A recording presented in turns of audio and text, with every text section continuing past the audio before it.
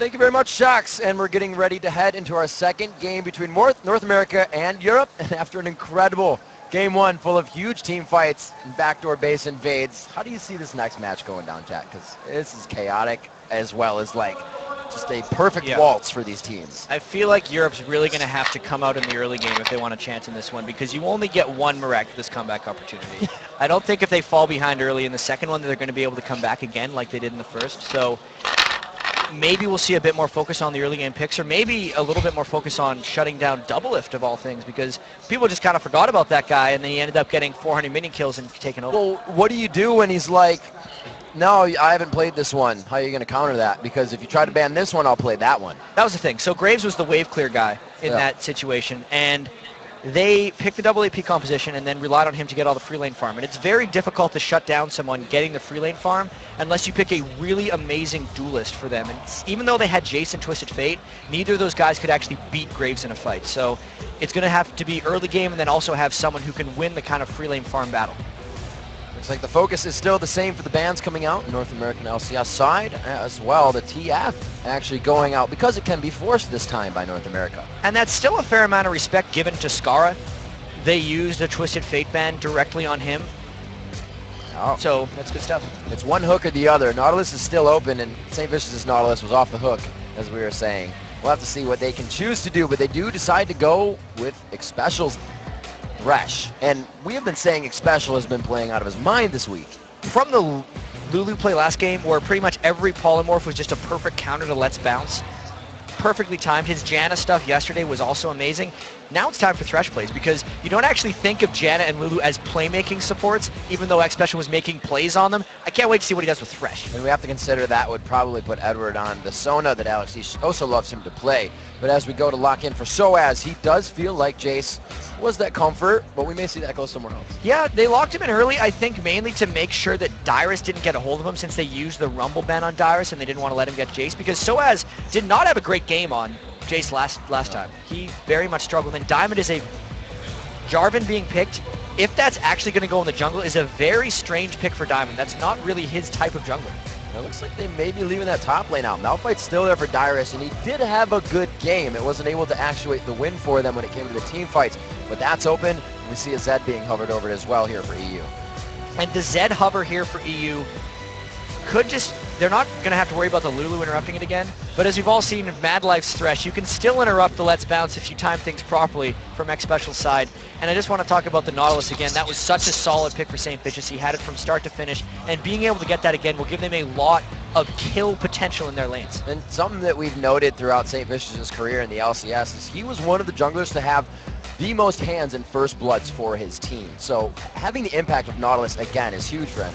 And he will always try to make impact early. That's one of the reasons that North America did so well in against China, even though they weren't able to win, and why they did so well in that last game. His early presence was all over the place. It was the late game that was always the issue for North America. All right, we'll see that Karthus, like you said, being locked in still, but we'll have to see if they decide to swap the lanes this time around, as Yellowpete locking in the Varus, and they do actually lock in that Zac. I love how the giant Nautilus just locking so the champion portraits, but the Varus pick is just Yellowpete getting back to his even more comfortable champion. He played a lot of Misfortune and a lot of Varus here, so it gives them a little bit more crowd control so they don't lose necessarily those fights so badly. It's strange that even a Misfortune or Varus, both those guys have the power in fights, but they really need the shutdown. Oh, so they're going for the Doublelift. Or possibly this time. They got him into an antsy situation of trouble last time, where, as you said in the replay, Doublelift focused a little bit faster than Dyrus could, and he took turret aggro, so... Whoa! They're going to go, no. Safety the other way. They're just, no, we're not going to be diving in, we're going to be diving out. That also depends on who you play like. It does depend on who he plays like, but at least he has the option to. When he got the Dyrus dive in. That's a very comfortable team for North America. They got the double hooks, a huge amount of damage from Scarra. This could be one of those fights where games where they don't want to give all the farm to Doublelift and make sure a bit more is on Scarra, since they need Scarra actually to bring their magic damage to the fights rather than just their AD, since they can get some of that from Renekton as well. So I like that composition overall for North America. And I have to say, two perfect picks there to finalize that out against a Jarvan. You're not going to keep any of those guys blocked up. Doesn't seem like it. Maybe a Scarra. Everyone else is going to be hopping around. That was just the last two picks. But even if we look at Thresh and Nautilus, they can find their ways out of that wall as well. It's actually just Scarra, who Diamond can 100% keep in there. Wow. So seeing these last few picks, unless they do some kind of lane swap and throw Jarvan into a lane, it does look like we're going to be seeing Diamond on Jarvan, which will be a new experience for me.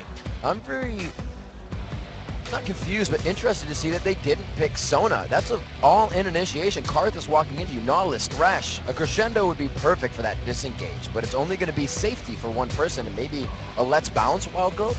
And I don't know. North America knows something we don't know, because they picked Lulu before any supports and denied it essentially from Europe if Europe is able to pick it with their last thing.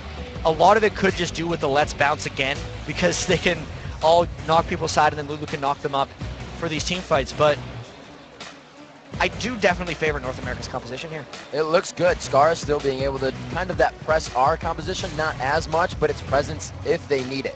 We'll have to see if this composition maybe gives EU a little bit more roam, more safety in their lanes for just that surefire mid-game to late game and pressure of objectives.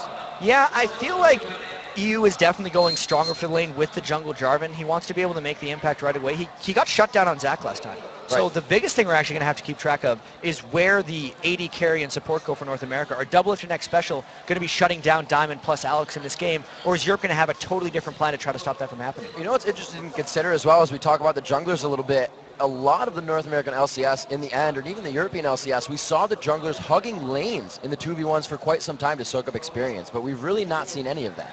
That is a very good observation, and that could just be the fact different regions coming together, not as much time together, and we got to remember that was also the LCS promotion, so it could be a whole different cast of teams trying to pull off that strategy. And I also got to say, there's been more 2v1 mids, and the ganks there are much less successful or pressuring than the 2v1s that we'd see in the side lanes. All right, we'll have to see. All the stops do have to be pulled up by Europe in this next matchup. The best of 3 so far underway. One game in the favor of North America as we are onto the Rift, ladies and gentlemen, and into the match. So now we see Europe coming in. How many wards do they have? They actually picked up a pink on sOAZ. Nothing but wards and potions for him early on Zac. A lot of Zacs actually have been starting with rejuve beads to just stack with his crazy health regeneration in lane, but it's actually Dyrus who's went for the rejuvenation bead if they, in some crazy world, actually laned against each other. Oh my gosh, yeah. Looking at the wards as I give him a chance to eyes on. And we'll see a lot of safety coming in. No, not even semi-deep wards. There was NA all over the Wraith ward right off the bat, as well as pink warding things out to make sure there wasn't vision in the beginning. And they don't want to get invaded early here. There. North America is actually looking to press a little bit, and they have more pressure early because if they land a Thresh death sentence, it might give them opportunity to make something happen. Able to walk it all the way in on this one to make sure they're safe. Actually put it out on the side to make sure they can see a little bit more. But North America doesn't have everyone here. Look out, Scarra! Oh, he walks into the bush. The Ignite goes down. The flash is out. No, the Ignite did not go down. It was very kind of slow reaction there by a few. That was a little bit touchy. It's like Scarra didn't know, and you didn't know. They both were kind of surprised at the situation. There was no reason for Scarra to walk into that brush either. It was one of those ways where you're saying, I wonder what's in this brush. If I find people, I'm probably going to die. If I don't check the brush, not much bad is going to happen. Do you check the brush? The coin Don't do it! Don't do it! So he should be all right, but he is going to have to use a few of those potions to keep himself in the lane. But he's just going to be happy farming. We give Diamond over to the Wolves and the blue. Orthodox starts for the junglers, and it looks like the swap coming in for EU as they're going to hug onto the golems in the top lane and put their AD carry up top. And I actually wonder if before that flash, Scarra was going to be going to a different lane, because now without the flash, he is so vulnerable. He has to be in mid lane to even have a hope of surviving against a Jarvan gank, so they're not going to be able to pull off a 2v1 shutdown on Alexsei, whether or not that had something to do with Scarra having to burn flash early. And it looks like sOAZ down to the bottom lane after giving a good assist to Diamond as he's making his way through the jungle. Like you said, Scarra being very hurt in that mid lane without flash, his love of CS can really get him in trouble in that situation. And he's got to be super careful without the flash to not let Alexsei completely punish him. We know how well Alexsei and Diamond can work together. Diamond's rushed this level 3 very early on here. He got the smiteless blue pull, and if I were him, I'd be running mid lane almost immediately, and he might take the long way around too to try to avoid a potential ward. He's going to stop for those wraiths right quick. Now, he is actually, like you said, quickly ahead of Saint here. Saint still working on that red and might be going to the wraiths just now, but it's going to be Diamond's activation in middle of the gank if he decides to go for it. And it looks like Diamond is just cruising through the river. He may have avoided the ward. He actually didn't. He's going to be instead going for the 3-man dive up top. Early season 3, but Saintvicious is on to Diamond. Wow, sniffing that one out. And it looks like they will be able to counter this. And Diamond isn't even really wanting the situation either. They kind of haven't seen each other coming through this. No, Saint did not see Diamond here, but now he does. And do they decide to go in? He's burned his shield early. There we go. They are going to be able to just kind of pressure this one out. No movement from anywhere else here. So it's just 2v3. It's a lot of poke going down, and this is that jungler support we were literally just talking about before the game, coming back in this one. LCS habits coming back into this match, and they just decide to back away because Saint arrived to protect. Still, the push is going down. It's normally what you see, the 80 carry and support on a 2v1 lane, getting the damage down onto that turret. Last time it was different in mid. It was all about the roaming presence, but here it's about that global presence and pressuring down those turrets. And North America did not get many turrets early in the last game. I don't think they had one down about 14 or 15 minutes in the game. This is probably going to be a lot different this time because it looks like Xpecial and Doublelift's priority in that lane, rather than killing sOAZ, is to get damage on that turret. And once again, Saint's going to kind of hug this top lane. He feels that Diamond 6th sense as well, but it's not going to be much. And Alex on a quick roam here, maybe trying to draw in something from Scarra to feel like he can all in him. And he knows Scarra has no flash. Alex has also got an early point in a W, so if Scarra would have went any closer, Alex would have gotten him, but he's still sneaking in behind him. And look out, Scarra, those minis look tasty. Oh, he wanted the CS, and he got himself out there. Alex, shock blast just off to the side was a good warning shot. Yeah, if that shock blast would have landed, I feel like he would have tried to all in him a little bit more. Knowing Scarra still has that exhaust, he decided to not even worry about it, not waste too many resources, and just continue to farm that wave. We have a little bit of attention from Diamond in the bottom lane here. He did decide that he might back. He could have said sOAZ says, I'm all right, you don't have to worry about it, and the minions aren't pushing that fast as they're somewhat freezing this. But if Xpecial and Doublelift get a little bit too aggressive here, they could very well get ganked. Has his buffs ran out yet on Diamond? He just has the red buff. It just expired, so if he ganks, it's without many snares. Xpecial is on the move for a hook. He's hugging the right side of that minion wave, making sure he has the activation on it. But it looks like they're going to hold Diamond here, and this may start to affect him. Yeah, Diamond's spending a lot of time here while Saintvicious is all farming his wolves, so if nothing happens with this camp by Diamond, it's going to give Saintvicious maybe a little edge here. Gotta say, Saints still down in CS on that. They do jump in for the one. It's only going to be Diamond coming in. They get some extra damage here as they poke back and forth, but nobody can really act on anything. Even though there was a lantern burned early, they just weren't able to get into range. No red buff, no real threat from that gank, and sOAZ wasn't confident enough to try to 2v2 jump in because he himself didn't have any knowledge that Saint wasn't just there waiting. Saint back to the top lane, actually looking to help push this wave as well, as Yellowpete and Edward had cleared the lane. They're both going to go back on this one. So some of our first buys in the matchup, we see Diamond leaving with the Spirit Stone. And again, the supports going straight for these Sight Stones. Good call by the supports, knowing that really the early game is so key in this matchup because North America has dominated it in the last game and also in North America's game against China yesterday, whereas Europe has fallen behind pretty heavily against Korea yesterday in game 2. So really trying to feel each other out here. Dead even gold once again. Dead even gold there, but the 2v1 lane, the help from Saint maybe helping a little bit here. 20 to CS to 10 CS, as sOAZ having a bit of trouble down there in the bottom, and he's really got the harass from that Ezreal and the Thresh. That's a hard lane to 2v1. And it might just be more than that because, I mean, Diamond's just back in the brush again, so he's really 2v2ing this lane. That's true. And an interesting thing of note, too, just based off of jungle pressure, is Saint has opted for Boots of Mobility instead of a Spirit Stone. But look out, they're going because Lulu's around the back as well. Knocking it in. They put the Ignite down quite early. They flay back. Can it be the flag toss execution? He flashes out of the bump up, and it looks like it's going to be Edward on the right side. The support carry coming in for the kill. Will he find a line? Xpecial gets a kill for himself. Oh my gosh. 1 for 1. The Requiem comes down. It's going to be the True Shot Barrage just on the tail side of Diamond, but not enough damage. Xpecial trading support for support, mono e mono, pulls him into the turret, makes Edward pay for his Flash Ignite. So that gank was good for Europe because they were able to trade the kills, but it was better for North America because they didn't expend as many resources to get that happening. Tears being stacked up as we see some of these inventories now starting to fill out. They're able to get out of these lanes, which have been so much more aggressive back and forth, and they not getting the momentum they had last game. Europe able to finding a way to stall this out, and Yellowpete winning a little bit of a 1v1 there, even with sOAZ on the right. That was a very safe trade for Yellowpete to take because if Doublelift would have decided to all in him, sOAZ could have definitely decided to cancel his back and just go in and kill Doublelift. So really good opportunistic harass there at Doublelift. Luckily didn't decide to harass back. The Giant's Belt very quickly coming in for sOAZ here. At that, those are a lot of longswords. Sail on longswords, aisle 5 right now for EU LCS. Oh dear, so maybe that is we could see a Lizard Spirit coming out from Diamond on Jarvan if he decides to transform into those, and probably a Brutalizer coming out from Alexsei. I don't think those are actually building towards the same item. So we see Xpecial giving Edward a call there, saying hi. sOAZ taking a little bit of harass from Dyrus in the top lane. Dyrus is 40 CS and sOAZ is 19.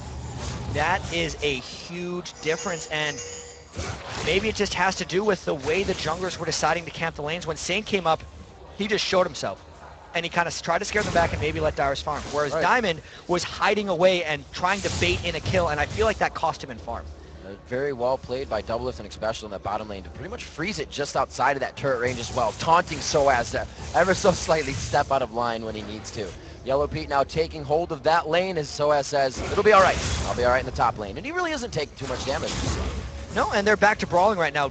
Giant's Belt is a great build here for sOAZ right now since he's getting percentage or max health back from his bloblets when he goes in. And Dyrus really hasn't shopped in quite some time, so for now, even though he's down in minion kills in that lane, he's going to be able to hold his own and maybe catch up a bit.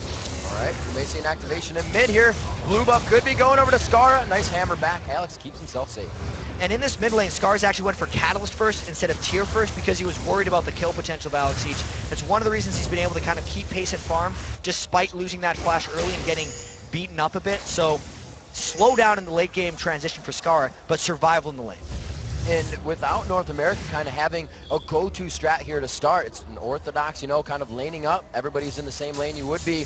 They're not as far ahead in CS as they were last game. This game is completely even. 1 kill to 1, no turrets taken, and the gold is just 200 apart. Really, we're going to see a breaking point, maybe at some point, whether it's a backfire dive, whether Diamond actually gets one of these camping in brushes ganks to pay off, or whether we see a dragon fight. I'm not sure what's going to happen. They're still focusing on Alex here. He's still one of the guys they want to continue to pressure, but it's the bottom lane that finds a bit more. 100-0, right quick. Well, there's the wait for a while and go. They had a pink ward in the brush that Diamond was waiting in, so he waited for the recharge of his flag jump combo because he'd come over the wall in the sneaky way, and with that, they might be trying to take down this dragon. They didn't really burn that much from that fight, so if NA wants to defend this or contest this, it could be a dangerous fight. That is huge. They have the area of effect to really take this one in. Scarra coming from the backside. Requiem is up. Can initiate or end this fight. Saint just on the outside. They aren't going to pressure, but he is going to lead them into this brawl. May hook back. No, they decide to completely go away.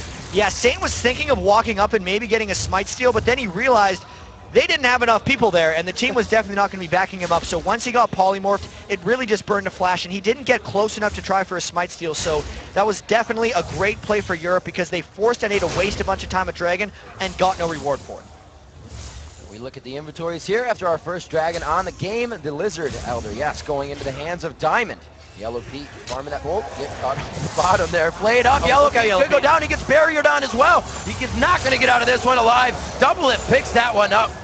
I believe Xpecial led that off with a death sentence that just caught Yellowpete off guard. Still had a flash. Yellowpete didn't even flash away. He was just overextended and got hooked. Came around from the lip of Tribush. That Fog of War gameplay really helping out with that kill. So 12 minutes into this one, already seeing the dragon down. That really didn't happen until 18 or so minutes before. The first dragon fight last game left both teams crippled. And right now, EU is saying, you know, we don't need momentum to start this game. We're just going to start from the ground and go up. And they've been farming away pretty well in all of these lanes. You can see 116 to 101 to Scarra. Alexsei's been sitting on that tier that got us for quite some time, whereas Scarra just got his. So that's going to be a much later transformation for his tier the goddess item that Scarra gets into. And Alexsei, finally, I think this is the first game he's had in this All-Star event where he's gotten going a bit early. See what that can do for him. He's still sitting at that 1,000% on kills, deaths, and assists. So let's see if we can get under his belt here. He's been pressured, so we'll have to see. Picks up the Manamune, and we could very well see a bunch of people converging bottom. There are 2 people of Europe in the base right now, so if North America forces this, they would have the Requiem to assist in their 3v3. Xpecial puts the pink ward down, allows Nautilus, that Saintvicious, to come in from the backside. Chain of Corruption is on. He's going to see Jarvan right next to him. Says, whoa, it's going to be a 3v3, ladies and gentlemen. They go in as well as the Requiem. They lock down the Cataclysm. Xpecial staying in front of Doublelift, but Doublelift, Arcane flashing into the fight, and it looks like he's going to be able to pick up Diamond. Diamond, the sole death in that fight, and there was actually a big lack of focus by North America in the start of that fight, with Doublelift focusing most of his early damage onto Edward, but Saintvicious trying to lock down Yellowpete, and who would have guessed that Diamond's the one that ends up dying at the end of it because he cataclysmed in to try to save. That was just the advantage for NA because they knew they had the Requiem, and they baited that Varus ultimate in for a fake engage. See how the lanes are still faring. We see the bottom one going very well for Doublelift again. A 2-0-1 game for him to start off. Looks like they're going to try to get him going as well. Scarra. 0 mana Scarra. He's got the blue, but he's not going to have enough to maybe get away from this one. Alex hits him away, dodges the shock blast. Really having to wait for that flash until Alex burned his Q, because if he would have flashed early, he would have just been sniped. He was overextended, getting hungry for some of those minions. Scarra tends to do that sometimes. Alex punishes him for it by burning both of his summoner spells. Alex also played that one smart. He did not flash, so he may have the second engagement when Scarra comes back. Scarra used everything to get out of that. Still Rod of Ages finally completed by Scarra, though. He is slowly but surely farming up. This is not the clip you'd expect from a mid lane Karthus. I still think some of that happened because of the flash he had to burn early, and also because this is the first time Alexsei is really free to do what he wants. He's on an AD champion. He's really excelled on those since the start of Season 3, and if Europe wants to win, coming into the tournament, we thought they were going to have to play like Gambit, which meant Alexsei is going to have to just farm up a storm and then flank it in team fights, and they're actually on their way to doing that. And you have to give a thumbs up and a hats off to Alex so far. How many times has Saint bed mid to give him trouble, and he's still up about 30 CS on Scarra? Yeah, we've been talking so much about Diamond sitting bottom lane. Saint's done that equally as much to Alex, but the ganks haven't even been close. That's why we haven't been showing it on camera necessarily, because every time Saint's in the wings, Alex is ungankable. He just pulls it out, makes himself safe, and he looks like he's going to head back to lane. Now going up against a Rod of Ages tier, he himself trying to fill up that Muramana. He is almost there. We do have the Blade of the Rune King coming out into Yellowpete. Looks like he's going Last Whisper once again for his second buy. So that is a pretty good build actually on Varus. The Blade of the Rune King gives you enough attack speed that the Last Whisper is actually pretty critical to be able to get later. Plus he's going to want to kill Nautilus very early as well with percent health damage. I do like that combination from Yellowpete. It's actually difficult to transition past that. So he's going to be hitting a pretty big spike when he completes Blade of the Rune King plus Last Whisper, as opposed to a regular conventional AD carry build. Well, I see kind of a movement on the blue build here coming in for Ezreal. Definitely goes for the Bloodthirster to start that off instead of Lizard. And that's exactly what Doublelift did in the North American qualifiers. The Bloodthirster first into the tier. That is my favorite version of the Iceborne Gauntlet's Muramana Ezreal, because you get so much power in the lane just off the Bloodthirster, and then you get to transition into the annoying thing, so you never really have that weak point. We'll see how he utilizes it throughout the game. Right now he's got himself a good 10 CS up onto Yellowpete. We do have sOAZ here. Going to give some Dyrus some trouble in the top lane, but they back off. A little bit of a lull in the game for everyone as they just get their farm on until the next fight. And the last we checked of that top lane, it was really sOAZ sneaking up there at 20 minion kills to 40 with an item advantage, and then just kind of farming it out. Looks like it's been more of the same. These guys have not necessarily been fighting each other too much. They're farming up Dyrus, extending his lead by a little bit, about 14 more than previously, but still, those guys are going to be all about team fight tanking rather than fighting against each other in lane. Scarra getting hit up once again. Nice dodge there. The phase change by Jace. Alex keeping himself safe. A lot of aggression in that bottom lane. Those they may try to go in for this fight. Europe really wants to dive in, but the fight is bottom, and he is gone. Yellowpete gets obliterated on that one. Chain of Corruption is going to help Edward walk out of that, but that was big for them. 3 assists coming out. And it's even bigger because the Dragon just spawned. So if North America can repel this push mid, they're going to be able to trade Dragon for Dragon with Europe, who got it earlier. Dyrus coming down to focus this bottom lane. Like you said, that focus now being put down towards the bottom side of the map. Edward may lose his turret, and they may lose the Dragon with this amount of pressure. 6 seconds on Pete. Very least, this is probably going to be the first turret of the game for North America, and a 17-minute turret really shows to the laning that's happened in this game and how neither team has really overextended. All the ganks have been about killing rather than pushing lanes, as we saw a lot of early in Season 3, but first turret down, North America gets a slight gold lead. There was a ping on Dragon just now. Saint's making his way out there, but it looks like bottom is backing. So they say we at least need focus, we at least need vision. They're going to attempt. And Yellowpete's made it all the way back since dying, so North America didn't really use that window to try to get the Dragon. Both the top laners meandered their way back to the top lane to just start fighting up there, and it looks like the Dragon is completely deprioritized in this game. see. Looking at Diamond and Saint now in these inventories. Diamond still building up. Looks like it's to be team-oriented in that bulwark fashion. Saint going for fight. Not selfish, but the cooldowns, the armor, the regen, and really getting himself to help engagements for the team. And the boots of mobility was the rush. He's only been able to get 2 kills off of it since, but he could rush forward quickly. Europe, though, good pink forward timing, good back timing. Xpecial is not there. I think Europe's got this one. They are going to be able to take it down. It may still be an engagement, though. No, the gate is going to get them out safely, and nothing comes back to bite them. With the way Europe is playing this one, kind of in and out, getting the dragon, not wanting to fight, not even forcing a dragon fight, I feel like they think they're going to have a window in this game where they can win team fights, and they're just working towards that point. Well, from last game, it was like their positioning and not team fights won it. So it almost looks like they have 2 avenues. But this team, like you said, bringing to the table, it's going to be pretty good fight teams. I think they're really looking for Alex to farm up and become an unstoppable beast. They're going to get that Muramana transform, I think, in a couple minutes. His Muramana is actually sitting at 720. So in about a minute, he's going to have that, and that's where they might start forcing their team fight. Maybe at the next dragon. They're waiting on the Aegis from Diamond Procs. sOAZ is waiting on probably a Sunfire Cave because he just completes it right now. The Aegis goes in, and as soon as that last Whisper comes in on Yellowpete, I think it's go time. There you see the Iceborne Gauntlet coming out. We have the Glacial Shroud onto Ezreal, almost charged up there and built up. Looking around, the last Whisper not finished on Pete. It's like these guys haven't gone back to buy too much, but wards always in the inventory. EU knows they have a bit of an advantage. Keep those wards out and keep the advantages pressed.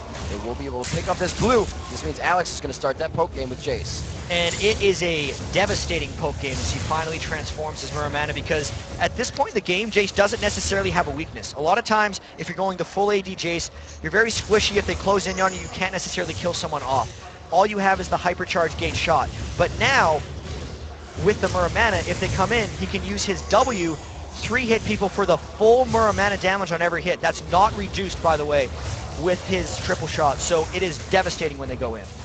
Alex looking to do some powerful damage here. If they brawl, Dyrus trying to push the top lane, and it almost looks like they are avoiding the fights as they know there's been a huge surge of power coming in to EU right now. They kind of got to take it slow. And Scarra is waiting to stack up his tier as his Doublelift. Even though I said there wasn't much weakness in Doublelift's Bloodthirster first build, when you get that Glacial Shroud in, that item by itself isn't protecting him that much aside from a bit of armor. Right. Glacial Shroud in itself is a very inefficient item. It's efficient once you put it into its upgrade. So if he gets his Iceborne Gauntlets, he's there. But since he's not there yet, it's really not giving him a huge amount of benefit. It's all about playing that mid-section of the purchase. Weird to think about, but it makes a difference. So they're kind of playing it slow. Like you said, the tier getting charged up. Doublelift looking for that core item out of a Glacial Shroud. Dyrus, a little bit of harassment here, trying to figure out if sOAZ is playing different. It looks like Dyrus' Sixth Sense paying off here. He's not engaging whatsoever. And even though Diamond hasn't had the most successful ganks this game, it seems like for how much we've seen him waiting in rushes, he has an amazing amount of farm. Maybe that Spirit of Lizard Elder plus just him sweeping through the jungle very fast is making up for it. I don't quite know how he's done it like that. 30 CS ahead of Saint. Looks like there is some movement up in that top lane. sOAZ goes in, and he's trying to bait Dyrus into using that slice and dice. There's the slice, there's the dice, but he used it to get away. Sixth Sense. Dyrus is a patient man. Wow. He knows how to top lane, and he definitely senses something is a little bit up right here. I wonder if North America is going to try to counter this one, because they've been up there for a while, and finally they dive in! Oh, Dyrus, you got too antsy in the pantsy. I don't know if you're going to make it out. He does. Still has the ultimate to throw down, and he did. A few more caster shots coming in. The auto attack there from Diamond. Oh, the flag tossed. Lawn darts, that's why they're illegal. Style points there with the kill from Diamond. Support is rolling in from him, but actually Nautilus is on the chase. North America might try to turn something around here yet. There, the wall goes down, so they have vision on the other side of the wall. It looks like Saint is going to dive into this. Scarra flashes. They get a good depth charge onto Diamond. He goes back to the fight, dodges it, tries to get some damage onto Doublelift, but he puts himself in for the safety of his team. And surprisingly, the red buff actually fell off Diamond right before he died to Doublelift, so there was no red buff that Doublelift gets to have. Makes the dive actually successful for them, since they not only got a 1-for-1 without transferring a red buff, they were also able to pressure the mid turret when North America roamed up to support. I was going to say Alex hadn't been back to buy in a while. Looks like he picked himself up a nice last Whisper after the Muramana finished. Looking for a lot more items and Infinity Edge to come out of Yellowpete this game. Huh. So the pickaxe is actually going for Infinity Edge. Makes my whole speech earlier a little foolish. But I still think that's more of a late game transition build. It means that his last Whisper is actually going to be very slow. So if he's ever dueling Doublelift while Doublelift has the Iceborne Gauntlets, he's going to have a hard time actually breaking through that damage. Oh my gosh, just going back. Alexsei says, I'm getting out of here, but he meets a Saintvicious. Oh, the 2v1 in favor of Alex right now. He's actually fighting 3 people with Requiem coming in. Now in a 1v1, a 4th person fighting Alex in this fight now with True Shot Barrage coming across. He may not make it out. 4 is 3 too many. As impressive of a fight that was for Alex, it doesn't actually give his team an edge. He gave up assist pool gold essentially in that fight. He is such a powerhouse at this point in the game with his channeled farm, his last Whisper, and his Mirror Mana transform that he can take on 2 people at once and come out ahead. But if he dies, it's not necessarily worth it unless sOAZ can get the turret. So we're going to go ahead and say this game is a bit closer than last game. 6-4. The gold still within 1,000 now at 24 minutes. The turrets within 1. Pressure to the top lane still coming from Scarra. We'll see if he can do anything to hold this off or get the team to bolster up with him. It looks like he's just going to be there. Farm it up. And we have to keep track as well of Doublelift's power this game. 4-0-2. And for as much as Alexsei has been farming on Jace, Doublelift is right behind him here. 9,100 gold on Double. 8,500 gold on Alexsei. So of the battle of the biggest carry right now is to Doublelift, and with that Iceborne Gauntlet build, he's actually going to hit his max item build a little bit sooner than a regular AD carry. So NA will be able to have really a max item Ezreal quite quickly. True Shot Barrage going top lane. They look to save this turret. That will be fine for now, and it looks like they are going to try and focus down Dragon 2 seconds from now. Scarra still going to the top side. He's going to be at blue while they do this. Scarra's got to hurry up getting this blue buff because they just keep giving up dragons to Europe, and Europe has been on top of it. North America has not been in position. This looks like dragon number 3 for Europe. And Dyrus, they're actually on both sides. They are trifecta around the dragon happening, but didn't want to go in for it. So with that dragon, Europe has the gold lead. They actually haven't been winning that many fights. 6 kills to 4. Really the only one who's been powerful in on his own has been Alexsei. And since they're getting the dragons, we actually haven't seen the team fights getting generated by these guys. They know the consideration for power of both of these teams is coming in. Last game we saw North America dictating a lot of what was going on. The play absolutely bouncing out. There's the box. The initiation comes in after this. Dyrus is still there to help Xpecial. It was going to be Doublelift coming in on the side too. That could have been scary for them, but each team backing off now. Really interesting disengage, I'd have to say, because sOAZ was the one caught out. He used his Let's Bounce just as a way to get tenacity and escape out of this fight. Good play by North America, burning the Let's Bounce, but we'll see who capitalizes. Let's see what they can do. 25 minutes in, it is 6-4. But it is going to get a lot more hairy with these turrets going down. They are pressuring down the mid now for North America. This was North America's turret on the other side for EU, so a definite momentum push for Europe as we come into the mid game. And this game is not even close to being decided yet, but it will be decided soonish, if that makes any sense, because they've been farming up for so much, and the team fights just haven't met the right conditions to happen. We need to have the dragon fights. The Baron fights could actually happen fairly quickly. You got to keep in mind, Scarra is on Karthus, who can kill Baron incredibly fast. Doublelift finally picked up his Iceborne Gauntlets. They could power through a Baron here, or they could just look to force a fight, as Europe is actually trying to split push 2 side lanes. There goes sOAZ from the side of the fight. Will they be able to actuate on this one? It's at 26 minutes. The core items have been had, and it's not EU pressuring that turret. It's North America pressuring down. Their health bars aren't even moving. sOAZ dropping very quickly. The passive about to pop for him. The True Shot Barrage actually not hitting the blobs, but they are able to clean this one up. It's going to be the 4v5 in front of the turret and a very healthy North American squad. So Alexsei is actually still in the bottom lane, pushing these turrets down. North America knows what happened last time when they were getting split push, and they only get the 1 kill for the turret. Good trade for Europe, I have to say. They start backing this one up. Looks like Alex still trying to pressure that bottom lane. Doublelift is going to be the one to stop here, and Alex, realizing that he cannot see everyone on the map, is actually staying here. If Doublelift gets a single hit on Alex, there's a chance he'd be able to kill him. Alex has to be very careful here because the chase potential of Doublelift's Ezreal is immense. Dyrus coming up behind. Dyrus almost in range. That is going to be a shock-gated Jace. Not going to be able to catch that guy. The EU trying to make some moves, trying to now pressure every part of North America's side of the map. And they're really just trying to execute the split push strategy, NA not letting it happen. North America back in the face of EU, and Saintvicious says we can do it too. Thresh getting a kill, actually Xpecial comes up with 1 for himself in this matchup. Diamond going down, or Diamond hitting up as well by Doublelift. And now with Diamond out of the way, no smite steal is potential for North America, but there are still the two solo lane damage dealers from Europe who might try to harass this one. North America going for this Baron. Wards are being spammed in from the outside. Let's see if they can get this one down or how Europe tries to contest it. Diamond not in this one. They're not even going to pressure. The True Shot barrage coming across. There it goes to Saint. And it's a 28-minute Baron for North America. For all the split pushing, that one mistake may cost Europe. After that Baron, they are still up in gold, which shows you how much map pressure they've actually been able to attain throughout the rest of this game. But a very critical mistake by Yellowpete and Diamond, getting caught out in this one. We have to wait to see how North America presses this Baron advantage. Blocket of the Iron Solari coming out for Xpecial, and why? Because he's 2-6 along with his 6-0 and 280 carry. So pulling out the strength of the team right there. And on top of that, does that Locket protect the Nautilus shield from breaking? It depends, I think, on the order of the shields when they're applied. They'll kind of stack on top of each other, so if they do, it would work very well for them. I really like Locket, particularly on Xpecial, because Thresh in himself, his Lantern is almost like a Locket. Yeah. So he'll get a double Locket in some of these team fights and really frustrate a Shock Blast or any type of Let's Bounce. He can almost completely Does that Locket, the shield consider the Locket cooldown of not being as much next time? Not sure what you're going for, but Double is getting caught up by Alex. All right, we'll have to see if Doublelift gets it up here. Alex, eesh. Wow! That was quite quick, the Requiem. Not really facing him too much. Yeah, Doublelift has got to keep his distance from Alex right here. That was an absolute crush, and that's what they're trying to do to stay in the game, is just keep up Alex's split push pressure. Let's see if they do at 23 minutes. EU kind of gathering in middle here, saying, power in numbers, buddy system, let's hold this one out. But North America is doing the same as well. You cannot not move as a pack right now. There is just too much strength to go around. 3 core items and the Muramana finished. Is Alex even able to build into that Hex Drinker for personal safety? And these guys are coming out. The Bulwark now, so Scarra getting a little bit hit up on that. Yeah, and Scarra got the transform even though he had the really late tier, so he's managed to kind of reach that late game Tarthus potential.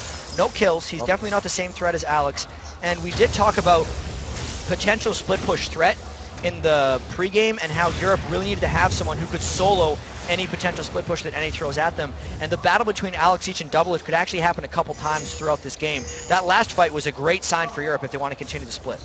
It's like Doublelift somewhat close to finishing that item build for himself as well. The Boots of Lucidity coming out now. We do see the Bulwark on both sides. Dyrus picking up a War Mox for himself, and everything just says fight, fight, fight. The Dragon coming up pretty soon, but those have all went to Europe. North America hasn't really done much with this Baron. Their lanes from the sides are still pushing up. This is a fantastic hold from Europe so far. See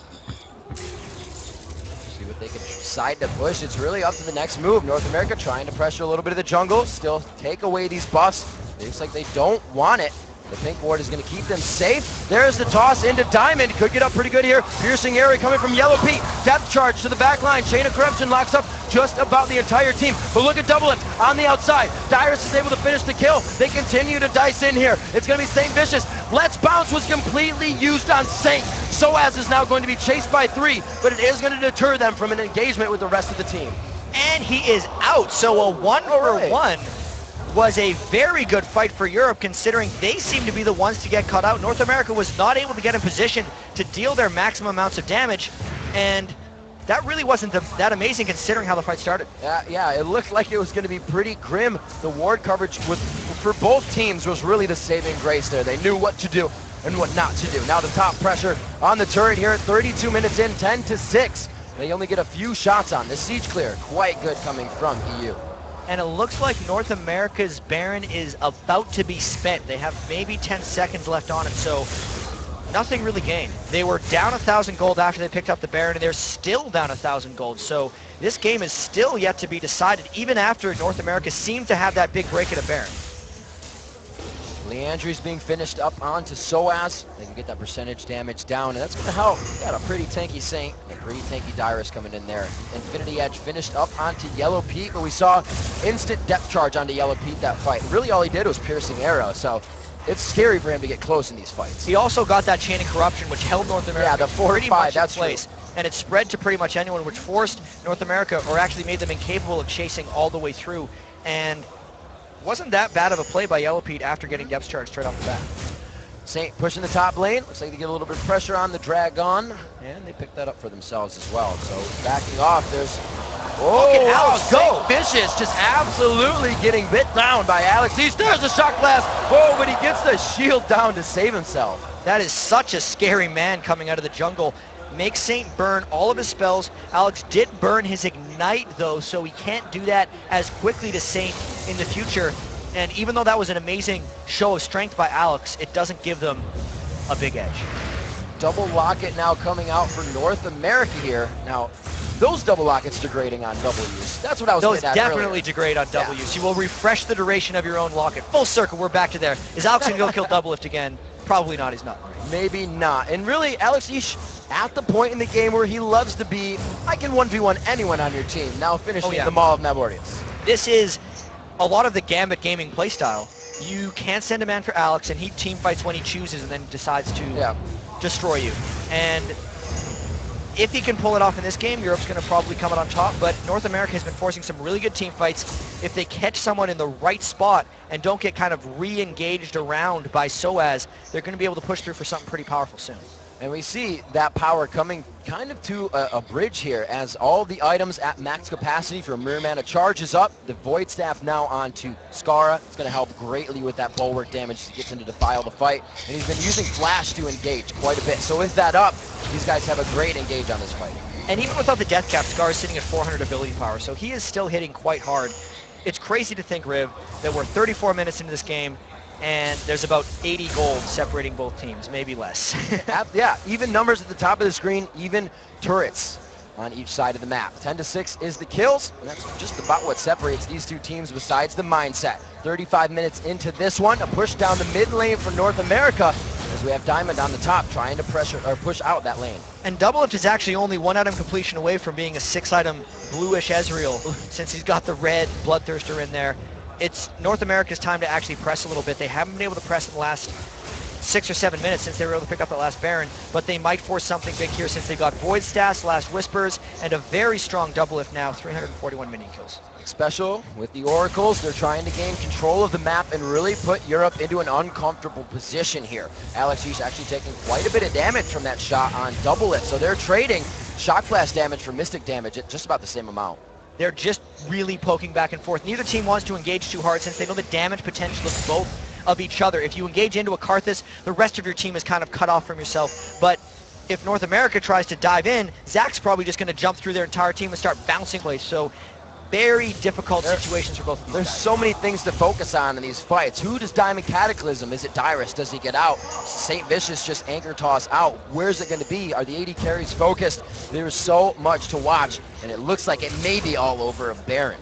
And North America is actually trying to bait around a corner and get a catch of some kind, but Europe is really not taking the bait. They're poking safely.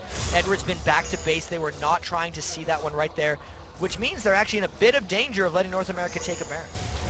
They are in on it. They have a Pink Ward in, so it's just going to be Pink Ward to Ward battle as they try this one. And it's going to peel out. Smite is up. Saintvicious starts to peel off. Do they have it? The flash! Oh, he gets the terrain. Alex with the fast flash as well. But that means the flash is down, so the next time Saintvicious tries to ultimate, even though he doesn't have a flash to engage, they might be able to lock down Alexsei. It will be a very touchy positioning battle for Alex, since he's taken so much of that farm that he cannot get caught out. Alex now going over to the blue buff. They need the poke to stay there. True Shot Barrage to the top lane so they can keep the focus exactly where it is. They do not want to leave the pressure they have. They know they have EU in an uncomfortable spot, like I said. And EU is definitely on the back foot. They're the ones worrying about getting poked at Baron, but it's definitely not overly detrimental. They're feeling somewhat comfortable here, but a little bit uneasy. Pressure now still at Baron. We've been here for 2.5 to 3 minutes. It's been tagged. It's been walked away from. This dance is becoming a grand waltz for these teams as they start to engage it once again. We're going for possibly the final dance. They got the toss into Alexsei. The depth charge pops up too, but they dive to the back line. Cataclysm gets everybody it needs to. Dyrus can't even get out of it. He's trying to fight Diamond. Requiem comes down. Is it enough? A double kill for Yellowpete on the Infinity S5 for him with the blade of the Rune King. Scarra picks one up. It's going to be so far a 4-for-1. EU coming out on top, but it looks like the poke is still continuing. Doublelift on one side, and it looks like they finally give up. A 4-for-1. So many people flashing red. 3 there for Europe, below 25% health by the end of that fight. And that was an amazing counter-initiate by sOAZ and Diamond. Even though Alex got hit by the depth charge, no one on North America could actually follow through. Scarra couldn't quite make it into the team fight, and the backline got wrecked by bouncing sOAZ and Diamond's Cataclysm. Locked up and knocked up in that fight. Such good crowd control use. They stacked it one on top of the other instead of right on top of each other. Looks like they're going to be able to grab a nice Baron off this, walk it down mid lane, and start to give a little bit of hell to North America. Because we're really 38 minutes into the game now, those death timers after that 4-for-1 fight for really long. So normally after a really close Baron fight like that, you get to see no one have it because they're all alone, they have to go back to base. But they actually went back to base and then came all the way back to Baron, and North America was still dead. So they were able to take the Baron for free, which is great. Not for free, because of the fight. Indeed. Because they fought valiantly and kept themselves alive. We were talking about it a little bit last game, is you fight something and you don't have enough health to do it. But Gambit's kind of finding themselves on, we have more than enough health to do things after these fights. And that, after being so uncomfortable, has to be a boost of confidence. And they were playing this whole game up until now because they feel like they're stronger late game. The way they were trying to sneak the dragons, how they were never really forcing fights because they wanted to reach a late game point where Alex was the most farmed on their team, where Yellowpete could be a real threat when they're in these team fights, sitting in the back and just cleaning up. It's working for Europe right now. Alex sitting at 100 CS per 10 minutes right now. He's got that 400. He's looking to give Doublelift a run for his money on that. And Guardian Angels being picked up more on the EULCS side. Hey man, very Gambit-y. That's a, back when they were a Moscow 5 strategy in Season 2, when they wanted to end the game, everyone would build Guardian Angels and they'd make their final push. With the Baron buff, with double GAs, even though they're not as strong as they were in Season 2, that could be Europe's play here. Extreme farm coming out on a lot of these guys. 300s for 4 of these players on the Rift right now. 2 for each side, another 200 in those top lanes as Dyrus and sOAZ have been going at it back and forth. And again, credit to sOAZ, he went to that lane 40 CS behind to really help his team in these fights. And we heard what Shai said, you may be down, but you got to keep your head in the game. And that's exactly what sOAZ did, because he had a very rough game 1. He has not been having a great all-star series, but he is showing up in this game despite having the early disadvantage. Brand new and Zoman trying to be finished up onto Saintvicious. His flash almost coming up still with Alexsei from that last flash engagement. This Baron buff keeping them on their heels. Doublelift trying to get some damage. Whoa, that's a good chunk onto Diamond there. There's the initiation, and it's not going to be too much. Oh, the record. He's got Diamond. That's a for sure. Edward with one more shot. Ooh. Gives himself the shield. Arcane shift in. Doublelift going for another kill. He's going to be able to get that one. This is going to be double-licious, and he looks like he picks up Yellowpete as well. 1, 2, 3. That's going to Scarra. And Europe was so confident because they had double GA and a Baron buff that they let Doublelift sneak up on him, and these are very long death timers. 50 seconds on Yellowpete, 40 on Diamond, 35 on Edward. They might try to end with these 2 Baron buffs still sitting on Europe. The Death Chamber putting the sweat on the European LCS All-Star team right now. The first inhibitor turret to be hit, battered, and beaten down by North America as the inhibitor now lies in their eyes. 20 seconds still left on the shortest death timer. They got 40 seconds on Yellowpete. Alex and sOAZ have a bunch of damage. There are no creeps for North America. They're going. They have the poke. There's the Zac attack. Let's bounce. There's some brace for Scarra. They're going to fight this one out right at the Nexus. The front door is being beaten down, but Europe is doing everything they can to clean up the doormat. Dyrus left alone in the turrets. He may be able to walk out, but that was a big, big stop for Europe. And now Europe is on the offensive. Alex still chasing it. We know how much damage he does. Oh, home guard onto Xpecial. Guarding it beautifully. The shock blast hits. The changes in the gate to come out. He will continue to chase. The jump on to the skies. Dunks him down. And now we're throwing the gauntlet back around the other way. That is 4 death timers for North America and everyone alive on Gambit. I mean Europe, they're going now for the Nexus. The supercharged Gambit, as a lot of Europe calls them, but they are the European All-Stars, hailing from many regions, coming together here for this spectacular play in the Shanghai Grand Stage. 15 seconds on Scarra, 17 on Doublelift. I feel like they're going to res to get to the final edge, but this inhibitor is definitely going down, Riv. Inhibitor for inhibitor. I don't know if they're going to be left fighting at the Nexus turrets. EU says it was a little risky. We'll back out for this one. Let's take a breather. Yeah. I feel like we should take a break right now because that was unreal. All said and done, there's 4,000 goal lead on Europe.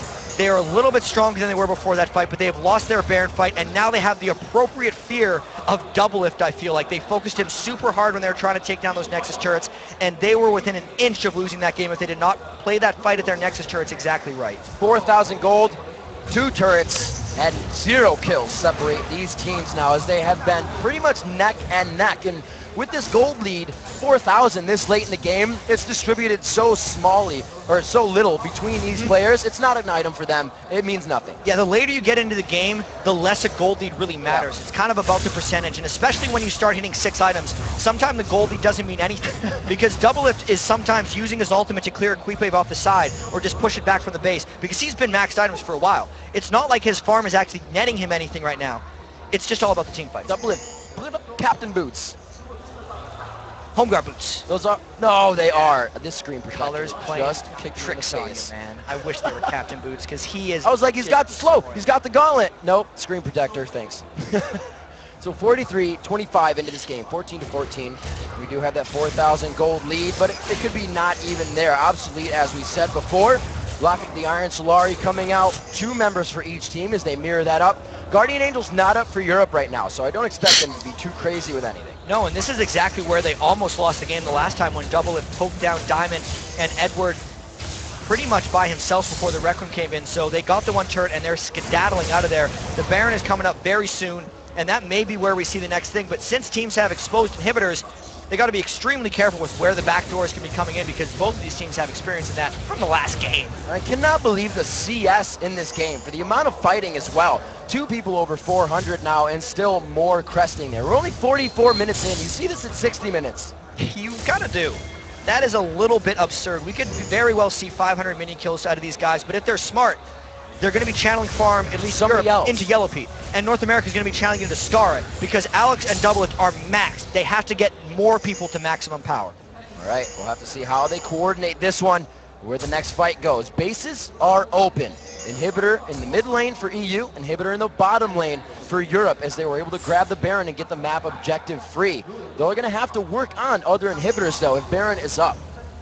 This is potentially it. I thought the game was maybe over a couple of times so far, and there is a gargantuan creep wave actually creeping up the bottom lane for North America. And NA can't bait around Baron, because Europe could very well just run into the base if they did, but we might see a team fight in this mid lane. If anyone gets a catch, there's a flash! It's on to Edward. The flash did come up. That means Alex has his as well. sOAZ right to the back line. Diamond, the Cataclysm, but he jumps out of it with a flash. Leases everybody in the back line. sOAZ very hurt. Just gets himself out with beautiful play. It's a kill from Alex onto Scarra. Diamond now falls in the matchup. The Requiem comes down, but I believe it's Bloblets. He could be alive in this one. He will be, and it looks like they may not be able to save him. Doublelift pressuring on. Chat, we said these are long timers, and those are very low health bars. And even though they're long timers, that was a 2 for 2. And everyone is actually going back to base now. Such a aggressive initiate there by Saintvicious, and it looked like that fight was actually going to go to Europe's way until Scarra threw out that Requiem at the end.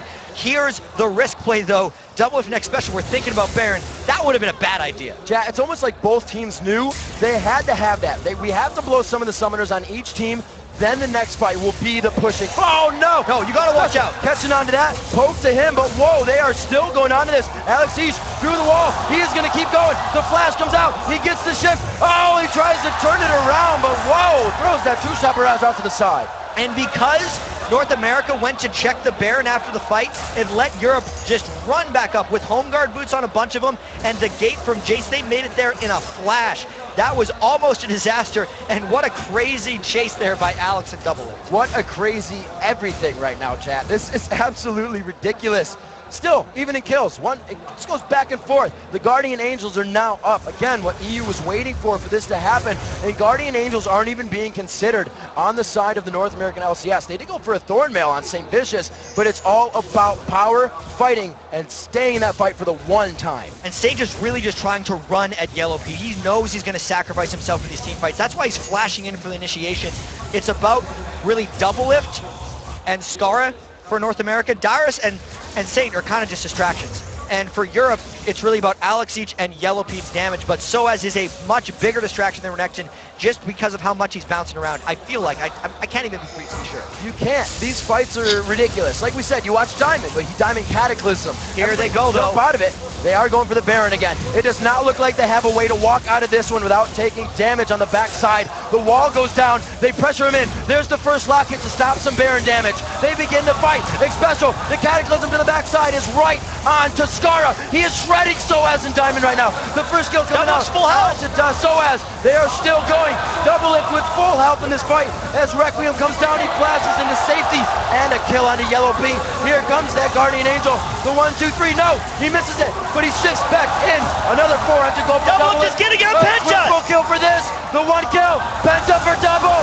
Penta kill. Doublelift. Wow, what a way to get an ace at the end of a 48-minute game. Looks like North America is just cruising down for this Nexus. There is no way they're going to take 60 seconds to take down the inhibitors. You can see the cams.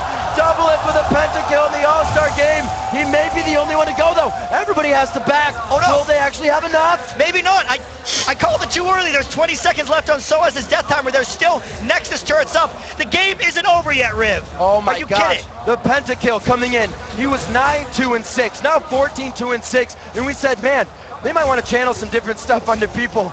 They just channeled everything onto Doublelift. But that puts a fear into the European team.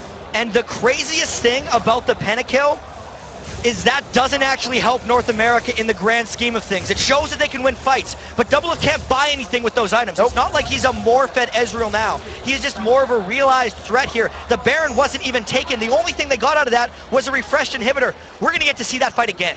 Absolutely. Like you said, they wanted to blow the Summoners. They wanted to get back in, and it has to be considered that 2 Guardian Angels went down over the entire fight for EU. And it looks like Baron, at 50 minutes here, will be challenged once again.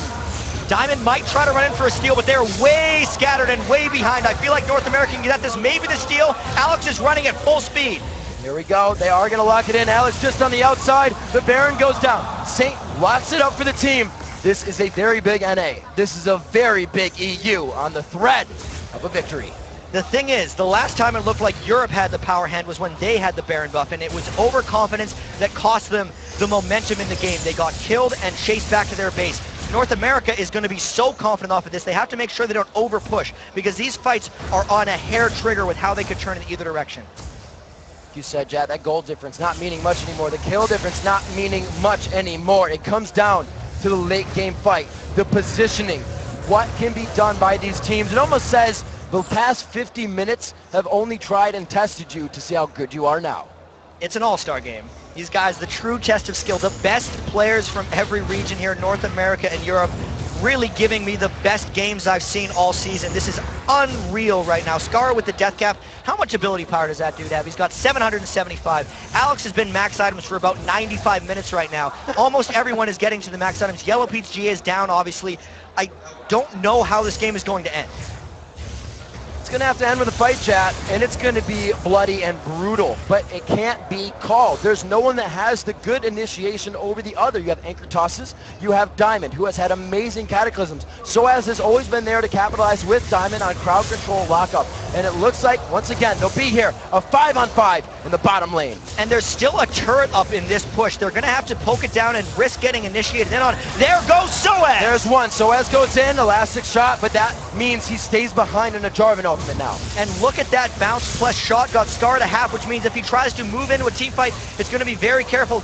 North America is very confident with this Baron buff. They're getting the turret, but they still are getting risked at for maybe initiation. That siege pressure. Look where Diamond is standing. He wants the diagonal entry. I thought he was going for it. They are going to hold off another inhibitor, which means lane pressure to come in on EU. 2 inhibitors down is a huge breaking point in a lot of these games, but this is not your regular 2 inhibitor advantage, because it's not like they're even up in gold at 51 minutes into the game with 2 inhibitors down. They're going to try to sweep around for the third one. They have about 2 minutes left on the Baron buff, so they can still get this next push in with the Baron. And if Europe was scared to fight at number 2, they're going to be scared to fight at number 3, but they can't give up number 3. They're going to have to fight. These guys are reading the same book right now. It said top lane, both are representing right now for this turret. And it looks like with the push we just saw, NA should have this one as well. Will EU let it happen? They have to go in, I feel like, unless they're giving up. That turret's falling fast. There's the Dyrus, but he gets hooked. Chain on corruption onto Xpecial. Xpecial is locked out, but he did get the box down right before. Doublelift on the back line, not taking any damage. Dyrus doing some great peeling. Scarra damaging and lowering the fight. It's Doublelift still alive. The Requiem to come down to the fight. Oh my god, it hit him as soon as he came up from Guardian Angel. Amazing. Diamond gets taken out for a few shots. Will they be able to take this down? Diamond looking very grim. 1, 2, 3. Ezreal to come in. 4 for 2. To get the Nexus turrets. Can Edward It's just Edward. I think NA has it. They're going to finish off the Nexus. It's going to be the Nexus. It's going to be Doublelift pentakill. They're going to carry this one on, and it's going to be North America moving on. Those games were incredible. The energy for North America after that one. Just listen to the crowd. Amazing. Come on, guys! Go! Come on, baby! America! We're not last! The community themselves is at a 53-47, and it couldn't have been any closer from you guys to our thoughts. And you can hear the Chinese crowd now giving a mostly standing ovation to a North America versus Europe game. That was just out of this world. I gotta let my heart settle down here. Gotta catch my breath a little bit. That was a superbly played game. Did we see a flaw from either team? The engagements were there. They couldn't get to Doublelift. That's not a flaw. That's great play by both teams and just hard luck. I'm gonna be honest with you. A lot of that game I don't remember, so it's kind of hard to analyze right now. Blur. But I remember the pentakill. I remember Europe having Baron buff and trying to push down mid lane. It seemed like they have it, but then Doublelift killed a couple of them they chased down. They couldn't finish the Nexus, they could turn around. But the thing is, there was like 35 minutes of awesome game before that started happening. It just cleared away from my brain. There was 35 and another game of awesome game before that. Yeah, it's not like the first game was bad. It's amazing. We almost saw Nexus steal. Yeah. To see I love it. The innovation from each team to come out. For EU to go from ground up in that game with no momentum from game one and almost destroy North America after having such a good lead. Anybody's game through the entire time. I can't wait for the rest of the tournament because now we get to see North America take on Korea, who Europe actually got beaten fairly badly by. I still feel like all 4 of these teams have a legitimate shot of taking it, and we only have 3 games to figure it out. And these guys brought out different stuff, somewhat different stuff for each game. They were able to switch it up. They figured out what bands mattered, and they really caused each other to play in an uncomfort zone and have to bring out their best all-star play.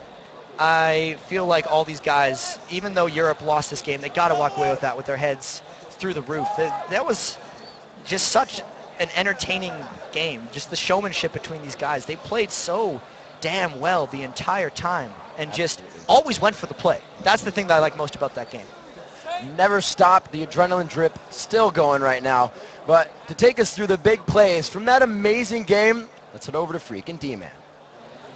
Thank you very much, Riv, and wow, what a game. I'll tell you what, all the other casters, we were all sat here, it was like, get Doublelift, get Doublelift, get Doublelift. You were like, no, get away from Doublelift, don't touch Doublelift. And well, I wanted a game 3. It seems they didn't touch Doublelift. They really didn't, and I gotta say, that game was ludicrously hectic. I'm trying to set up replays for the post game to talk about stuff. That one. No, they used that one. I think about 15 times it was, all right, this fight. No, never mind that fight. We want this fight. No, never mind that fight. We want the entire game is a highlight reel of amazing team fights. Fantastic match, and really, and Jack really just hit the nail on the head. It's like there was this back and forth action, but there was 35 minutes before that, before the craziness really began. And honestly, probably 28 minutes, I think it was still 4-2, so it was a real slow starter, but boy, did it boil up to an epic. And it was funny as well, sort of, how each team accrued their advantages as well, because you actually saw that same North American early game of doing a great job in lanes, of getting, I think, superior ganks overall. The Requiems were a really big impact, but the European squad actually controlled Dragon straight for a while, and they were winning in gold, I think, actually, a large portion of that game, even though it felt like they were losing every fight. Yeah, absolutely fantastic stuff. So let's check out really some of the key matches, key parts really of that match.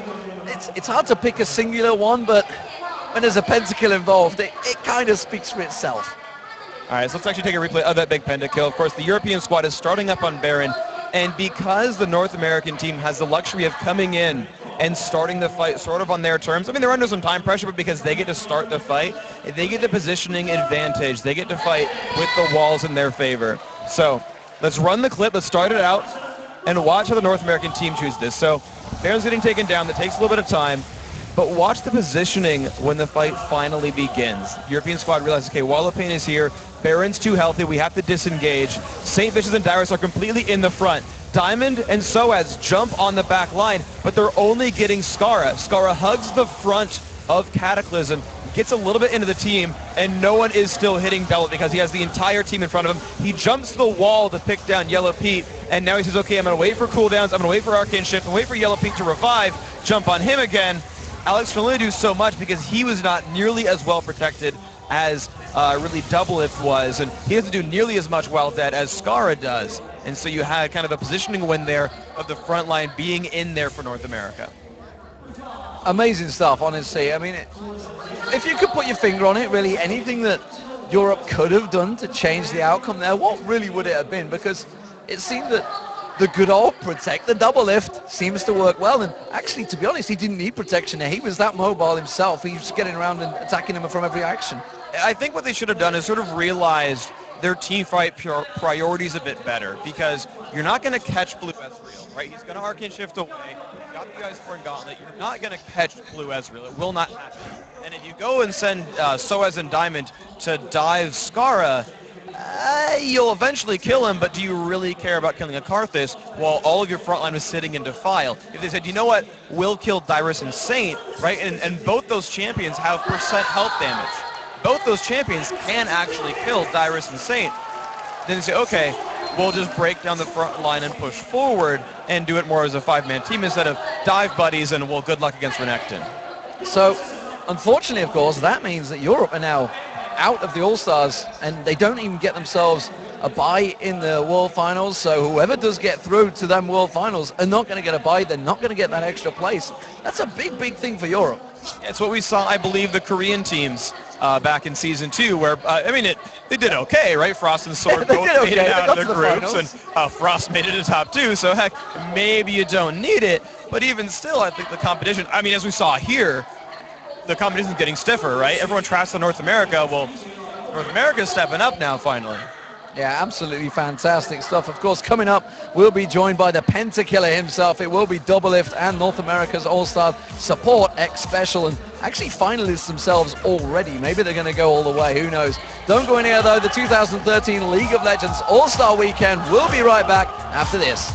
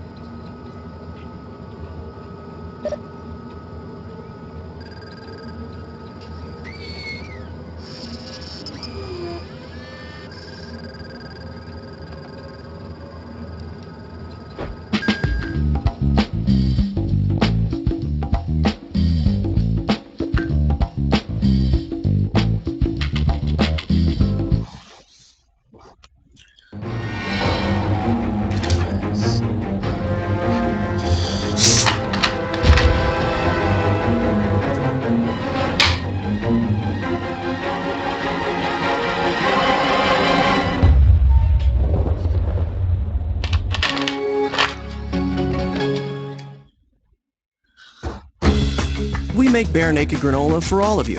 Active you, hungry you, happy you. It's soft-baked with tons of fruits and nuts. And all natural, too. For any kind of you are. Bare Naked granolas and cereals. Live bare naked.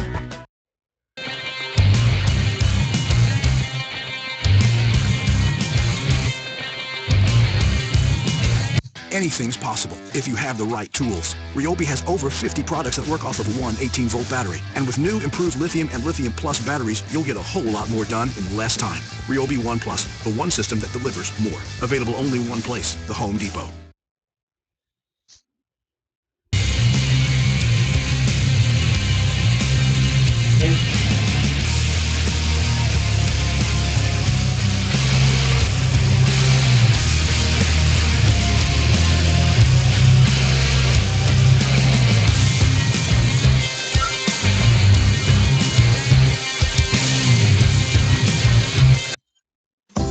The world needs more seasoned professionals in the culinary arts. At the International Culinary Schools at the Art Institutes, it's our mission to develop tomorrow's culinary professionals. Let us help you take the first step toward finding out what inspires you. Join us for Open House at the Art Institutes. Tour our school, meet our faculty, and start your journey in creating tomorrow. RSVP today. The world needs more creative professionals, and it's our mission to develop them. Take the first step toward finding what inspires you by joining us at Open House at the Art Institutes. RSVP today.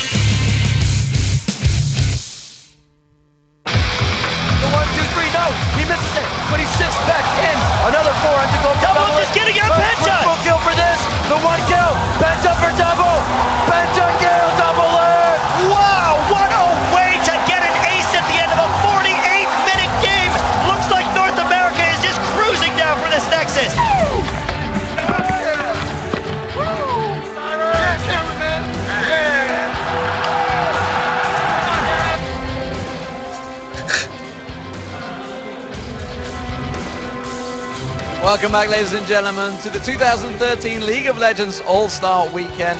And right now, I am very excited. As a European, I'm not sure I should say I'm very excited, but I am joined by the dual lane pairing of Doublelift and Xpecial, who have just knocked out the European All-Stars. Welcome, guys, firstly. How did you guys approach this matchup? Because, you know, after yesterday's pretty heavy defeat, it's something that you guys have practiced so heavily for the Chinese game. How did you approach this European match? We saw that they played a bunch of unconventional stuff, and we singled out the stuff that we were scared of and the stuff that we wouldn't be able to deal with. And so we just banned that stuff and let them run whatever the hell they wanted. Yeah, so, I mean, obviously the game one, it was pretty hectic, let's be fair, let's be frank. There was moments you guys had full control. You had 10 3-upping kills for a long period of that game. And then suddenly you went for Baron, they went for backdoor. What was going through your guys' mind? One thing we're not really good at is this coordination in like team coordination and where we should go late game. Because a lot of teams that we've been scrimming against, they never let us hit late game. We always beat them early, mid, and in the All-Stars, we've been like always winning late game. So it's something that we haven't gotten down to T, and it's really showing. But every game we're playing, we're getting better and better, and hopefully we can pair this with tomorrow's game and just do way better. And then obviously let's go through the second game. Sorry, when it came to picks and bans, they kind of let you have pretty much what you had before. I saw you hovering over Urgot and going, we could do this again. Was that actually a legitimate thought that was going through your minds, or was it just a case of troll the guys? Yeah, it was kind of trolling. Like, Urgot's not a pick you can always do. It's more something that like you just pull out once and you just cheese the hell out of someone. But like, Ezreal's generally just like an all-around good pick, and I've practiced him a lot. Yeah, and the mobility that you had, obviously, if you looked at the team come you had, it was essentially a COG, protect the Doublelift, but you didn't seem to need a lot of protection. You were so mobile, you were getting around the sides of the team. Was that something that you guys as a team have worked on? It's like, okay, we need to just be highly mobile as a team this time around? We try to get as much done in the quickest way possible, and honestly, like, everyone that game was just like it was like a gun, like just ready to shoot. Like people were just flash hooking all day. Like Xpecial carried me in lane, like with 2 flash hooks, and Saint's not afraid. He just like flash hooks anytime he wants to. And I heard during the game, obviously from our production guys, that it was actually Saintvicious that was calling a lot of the matches there. Yeah, Saints are dedicated shot caller. So, I mean, is there anything particularly different? Was he doing China as well? Was it simply a call nip? Because obviously it was a 7-0-3 against China at one point. Honestly, a lot of the fault goes to me. I usually feed him a lot of information, but yesterday I kind of choked, I shut down, and I didn't give him the information that I should have. And today, I stepped up my game, and I gave him all the information he needed, and everyone else stepped up too, and it showed we played much better, and we're only playing better as this tournament goes on. Well, I mean, that's big of you to say that, because honestly, a lot of the people yesterday were saying you would have been MVP of North American team yesterday. Well, it's a lot easier to play mechanics when you don't worry about team calls, and it's something I've learned from just playing professionally, and it's a team game. It's not 1v1, so I didn't do my best. Okay, so Europe, they had the Baron. They were pushing against you. How the hell did you guys just suddenly turn it around and get them on the run so quickly? Me and Scarra saw a catch on the right side, and I ended up chunking like Lulu and Jarvan both down to like 20% HP, and then that's just like, we're like, go, go, go, go, like, let's kill these guys. So, and then obviously once that happened, it was a full back and forth momentum. How crazy does it get in the team comp? You know, the chatter, is everybody getting a little bit excited, or was it nice, calm, cool communications? I think I said more expletives than like normal words that game. I was just like screaming at the top of my lungs. Like, I'm sweaty and disgusting right now, and there's like so much adrenaline. This game was just like insane. And finally, how good is it to get a pentakill at the LCS All-Stars? LCS All-Stars, it technically was, because it was Europe versus North America. Everyone else is trash. Right here on the show. Everyone else is trash. Well, full-on CLG comes in. Thank you very much, Doublelift and Xpecial, and congratulations for making it through against Korea, which will, of course, be happening tomorrow. Now let's head over to Freak, who is waiting with more from the huge plays from the North American exciting win.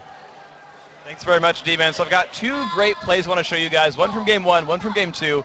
Let's show the first clip because it's one of these crazy fights right in front of the European LCS's base.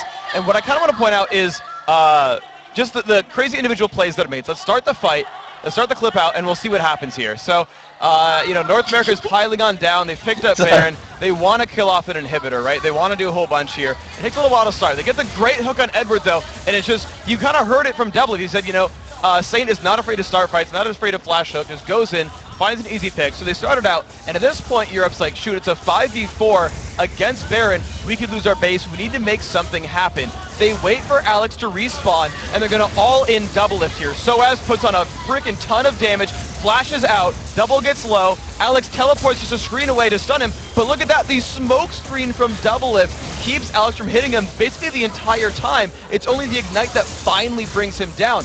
But now without an AD carry, North American team can't pick up anything else. They have no damage left. They have no damage dealers left in this squad. They actually have to just take the inhibitor and leave instead of taking the base. So really good clutch decision making to all in the AD carry from the European team. Let's go to the second clip because we've got another crazy thing to show you guys. So right in front of the European LCS's base, North America wants to close the game out here. They still got a little while of death time. Let's roll the clip out because it takes a little while to get started. So, all right, kill the minions, go face tank the turret. They're backdooring it, but Saint's tanky. They don't care too much. They start things off. And here, you're just seeing Alex be patient. He's trying to poke down, trying to deal damage, biding time until Edward, Yellowpete, and Diamond can all revive because they basically just got to, basically start the fight here, which is more or less a 2 versus 5. So it's just sOAZ just diving in and finding the right people. Scarra and Doublelift drop immediately. They kill them so incredibly quickly that, they get Alex's GA, but that's basically it. There's no ability to counterattack, right?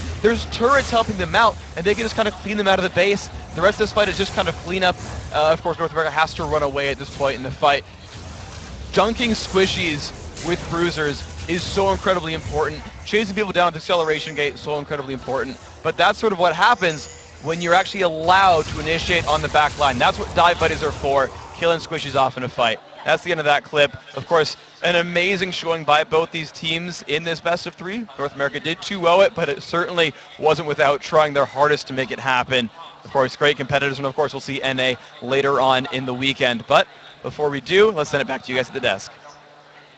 Thank you very much, Freak. And, I'm still trying as well. Like Doublelift said, there's a little bit of sweaty, obviously. Definitely got a little heated in here for everybody. I mean, you heard the crowd in that replay after the pentakill in some amazing games. The adrenaline finally calming down. Yeah, the adrenaline drip is working through the rest of the body and a little bit out. We're calming down. The games, we don't even need to recap them again at this point. I'm going to watch them again because I need to, because it's awesome. And I think that's it. We're going to get to see it again tomorrow. Absolutely. So let's go ahead and check out the updated All-Star team bracket so you guys get an idea of what's happening. Yeah, with their win, the North American LCS team moves into the semifinal round where they'll face the Korean LCL squad with a trip to the tournament finals on the line. Absolutely. All right, now it's time for some more awesome, a little bit of sit back, grab some popcorn. Last year there was one video that took the world by storm. Then there was a sequel. Those are pretty cool. I like sequels. And now it's time for the third installment.